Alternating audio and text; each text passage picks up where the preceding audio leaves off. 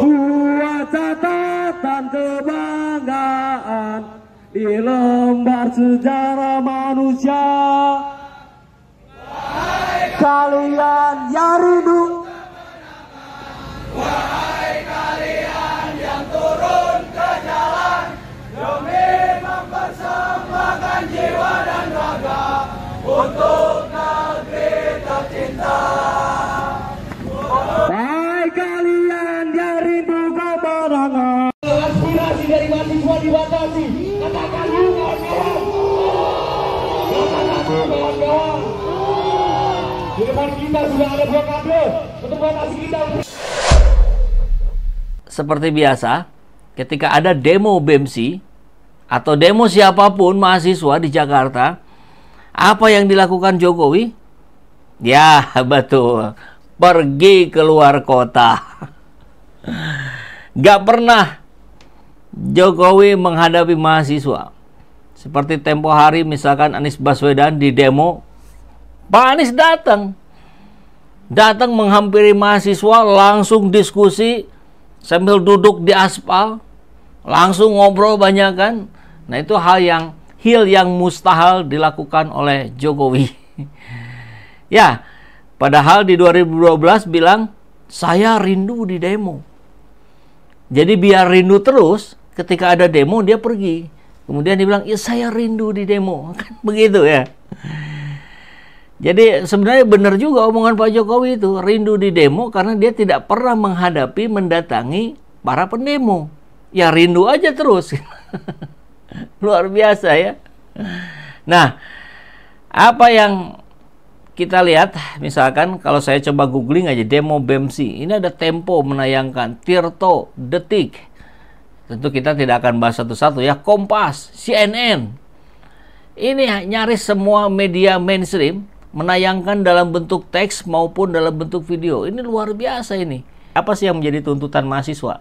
Oke, sambil kita lihat gambaran video dari CNN, kita akan coba bacakan dari Detik News. Masa Badan Eksekutif Mahasiswa BEMSI berdemonstrasi di area Patung Kuda di Simpang Monumen Nasional Jakarta Pusat. Masa menyampaikan 12 tuntutan kepada pemerintah. Respon yang kita harapkan adalah pihak istana menemui kita karena kita mahasiswa menyampaikan aspirasi masyarakat dan ini tajuk besarnya adalah tanggung jawab Jokowi. Nah, jadi Jokowi yang harusnya berhadapan langsung dengan mahasiswa. Langsung kita lihat tuntutannya ya. Jokowi tidak cawe-cawe di pilkada. Menolak kembalinya duit fungsi TNI Polri demi demokrasi Indonesia. Serahkan RUU perampasan aset dan RUU masyarakat adat. Tuntaskan kasus pelanggaran HAM berat dan tindak pelaku represivitas polisi. Tuntaskan konflik agraria dan wujudkan reforma agraria sejati. Cabut PP nomor 25 dan mengkaji ulang kebijakan hilirisasi nikel. Tuntut pemerintah atasi limbah industri dan memperhatikan AMDAL dalam proyek pembangunan. Menuntut pemerintah meningkatkan fasilitas pelayanan dan sistem kesehatan. Cabut undang-undang Tapera dan revisi kembali pasal-pasal yang bermasalah. Mewujudkan keadilan dan pemerataan pendidikan Indonesia. Wujudkan wacana pendidikan gratis di Indonesia. Terakhir, cabut dan revisi Permendikbud nomor 2 tahun 2024 untuk dikasih kembali substansi materialnya. Evaluasi total kinerja rejim Jokowi jelang lengser 20 Oktober 2024 Part 1. Presiden Jokowi demi hukum akan lengser pertanggal 20 Oktober 2024 seiring dengan habisnya masa jabatannya sebagai Presiden Republik Indonesia periode kedua tahun 2019 sampai 2024. Sejumlah kinerja buruk pemerintahan Jokowi baik di bidang hukum, ekonomi, politik, sosial, budaya, pertahanan, dan keamanan, dan lain-lain wajib dievaluasi agar dapat diberikan rekomendasi dan tuntutan pertanggungjawaban baik secara hukum, sosial, maupun politik. Evaluasi total terhadap kinerja rejim Jokowi jelang lengser 20 Oktober 2024 wajib disampaikan kepada publik agar setiap kejahatan dapat dipertanggungjawabkan, setiap kezaliman mendapatkan balasan, dan setiap kesalahan mendapatkan sanksi dan hukuman. Saudara Joko Widodo tidak boleh lengser begitu saja dari jabatan dan meninggalkan masalah bagi bangsa dan rakyat tanpa mendapatkan sanksi dan pertanggungjawaban. Presiden pengganti juga tidak boleh membuat kebijakan yang zalim dan menyengsarakan rakyat, mengikuti legasi Jokowi dan menjadikan kinerja buruk Jokowi berikut sanksi dan pertanggungjawaban yang diterimanya sebagai bahan evaluasi dan refleksi. Berkenaan dengan hal itu, kami elemen masyarakat sipil terdiri dari para tokoh, advokat, ulama, dan aktivis menyampaikan pandangan sebagai berikut. Pertama, sepanjang kepemimpinan rejim Jokowi selama kurun hampir 10 tahun sejak pertama kali dilantik tanggal 20 Oktober 2015 hingga jelang lengsernya per tanggal 20 Oktober 2024, telah banyak melakukan tindakan represif dan zalim terhadap para ulama, habaib, tokoh pergerakan, dan aktivis. Hanya karena berbeda pendapat, karena melakukan aktivitas kontrol terhadap kekuasaan, menjalankan kewajiban dakwah amar ma'ruf nahi mungkar, para ulama, habaib, tokoh pergerakan, dan aktivis diburu oleh aparat penegak hukum, dikriminalisasi, dipenjara dengan tuduhan anti Pancasila, anti UUD 45, melakukan terorisme, melanggar undang-undang ormas, mengedarkan kabar bohong, melakukan makar, melakukan pencemaran, mengedarkan kebencian dan permusuhan berdasarkan suku, agama, ras, dan antar golongan, dan berbagai tuduhan jahat lainnya. HTI dan FPI dibungkam dengan dalih anti Pancasila hanya karena mendakwahkan khilafah dan menyantumkan khilafah dalam ADART-nya. Ustadz Farid Okbah, Ustadz Ahmad Zain An-Najah, Ustadz Anung Al-Hamad ditangkap dan dipenjara dengan dalih melakukan terorisme. Pimpinan Khilafatul Muslimin Ustadz Abdul Qadir Baraja ditangkap dengan dalih melanggar Undang-Undang Ormas. Habib Rizik Sihab, Edi Mulyadi, Egy Sujana, Syahganda Nainggolan, Jumhur Hidayat, Ali Baharsa, Rocky Gerung, Roy Suryo, Gus Dur, Bambang Tri, Ustadz Heru Elyasa, Despiano Wardani dikriminalisasi dengan dalih menyebarkan kabar bohong, mengedarkan kebencian dan permusuhan berdasarkan SARA.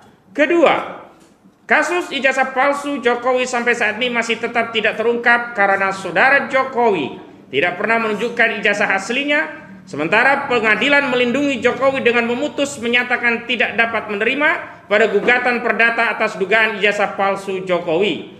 Padahal dalam kasus pidana yang mengadili Gus Dur dan Bambang Tri telah terbukti secara sah dan meyakinkan ijazah asli Jokowi tidak ada. Putusan kabar bohong ijazah palsu Jokowi yang memvonis Gus Dur dan Bambang Tri 6 tahun penjara di Pengadilan Negeri Surakarta juga dibatalkan oleh Pengadilan Tinggi Semarang yang dikuatkan oleh Mahkamah Agung. Ketiga, kekuatan penyeimbang kekuasaan eksekutif baik yang ada di DPR, MK, dan KPK, KPU hingga MA dilemahkan. DPR mengalami disfungsi parlemen di mana DPR bukan lagi alat kontrol eksekutif, melainkan menjadi stempel politik Jokowi. MK telah menjadi mahkamah keluarga dengan meloloskan Gibran maju Pilpres.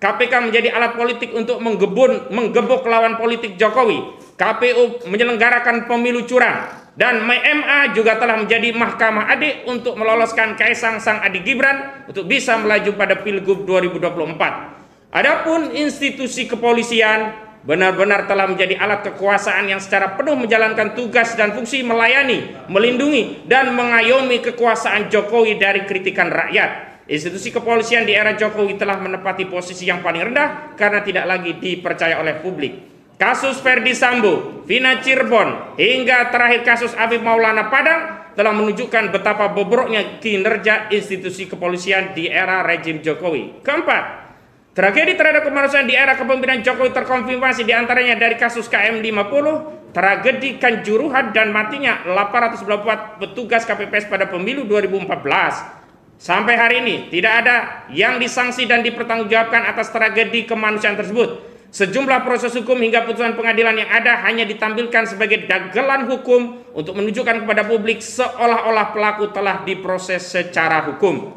Kelima, banyaknya kebohongan dan pengkhianatan di era rejim Jokowi dimulai soal kebohongan mobil SMK hingga pengkhianatan pengelolaan SDA yang hanya menguntungkan oligarki asing dan asing. Namun Jokowi malah mengadu domba rakyat dengan memberikan izin tambang kepada ormas yang sejatinya untuk menutupi kejahatan oligarki tambang yang telah merampok kekayaan negeri ini. Kasus korupsi timah dan ekspor ilegal atau penyelundupan nikel hingga 5, juta ton pada periode 2020 hingga 2022 adalah bukti konkret bahwa rejim Jokowi telah menjadikan Indonesia surga oligarki tambang dan membuka jalan perampokan kekayaan alam Indonesia kepada asing dan asing.